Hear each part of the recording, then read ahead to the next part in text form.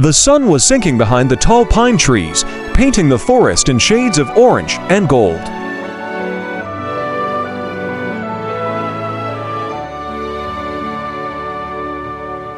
The air was calm, and the only sound was the rustling of leaves and the gentle whisper of the wind. In the distance, a boy's laughter echoed, bright and full of life. His name was Eli, a 7-year-old child from a small mountain village near the edge of the great evergreen forest. Eli had followed a butterfly, a blue one that shimmered like a piece of sky. He ran deeper and deeper into the woods, his small boots crunching over twigs and fallen leaves. He was too young to understand how quickly daylight disappears in the forest. By the time the sun vanished, he realized something terrible. He could no longer see the path back home. "Mom," he called softly. "Dad," no answer. Only silence, deep, cold, and endless. Fear began to wrap around him like the fog that crept between the trees. The forest that looked so beautiful a few hours ago now looked alive, whispering, moving, watching. The wind howled through the branches, and Eli started to cry. Hours passed. The moon rose, silver and pale, casting shadows that danced across the forest floor. Eli wandered aimlessly until his legs could carry him no more.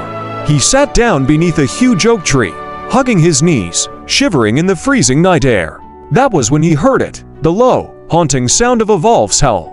His heart froze. He had heard stories in the village, stories of wolves that hunted livestock, of glowing eyes in the dark, of teeth that tore through flesh. The elders always said, "Never go into the forest after dark.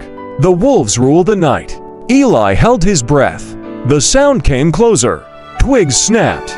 Leaves rustled. And then, through the shadows, a figure appeared, a large, gray wolf with eyes like golden fire.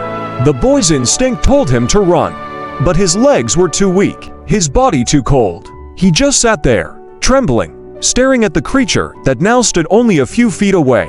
The wolf stared back, calm, curious, not aggressive. For a long, silent moment, they simply watched each other. Then, the wolf did something unexpected. It tilted its head, sniffed the air around Eli, and sat down, right in front of him. It didn't snarl. It didn't growl. It just sat there, watching the child with an expression that almost looked protective. Eli whispered, "Please, don't hurt me."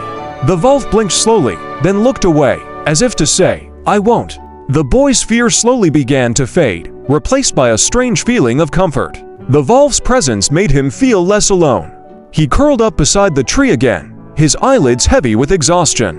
Before sleep took him, he saw the wolf lying nearby, its eyes still open, guarding him through the night. When Eli woke up, the first light of dawn was breaking through the trees. He blinked and sat up, surprised to see the wolf still there. It had not left him. When Eli stood, the wolf rose too, stretching its long legs. Then it began to walk slowly away, a few steps, and looked back at the boy. It wanted him to follow. Eli hesitated but felt he could trust the creature. Step by step, he followed the wolf through the forest. The animal moved gracefully, occasionally glancing back to make sure the boy was keeping up. They crossed streams, climbed small hills, and passed through dense clusters of trees. Hours passed, but Eli never felt afraid again. He knew, somehow, that the wolf would not let harm come to him. At one point, the wolf stopped and sniffed the ground, ears twitching.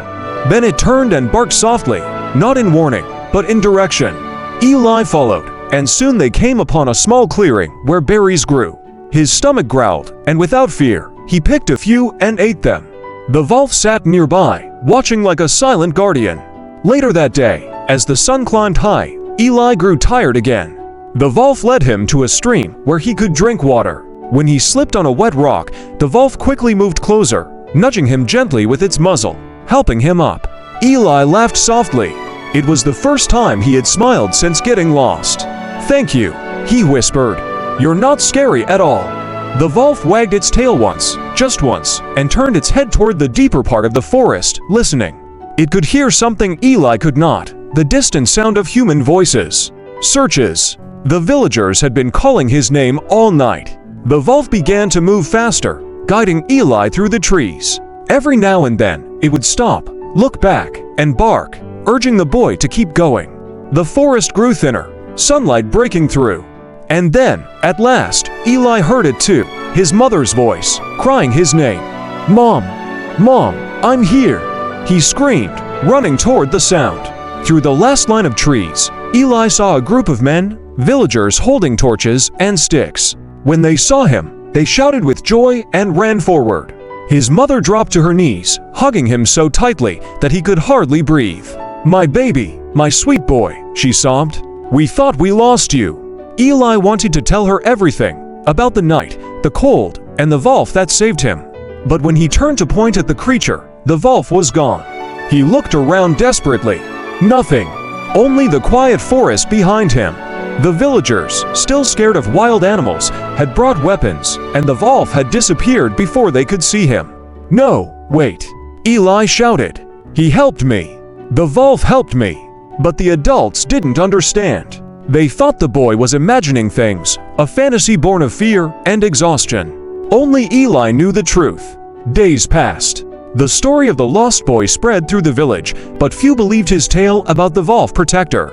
Some laughed. Some dismissed it as a child's dream. But Eli knew what he had seen, and he would never forget those golden eyes. Every evening after that, Eli would walk to the edge of the forest and leave some food, pieces of meat, bread, or berries. Sometimes the food would be gone in the morning. Sometimes not.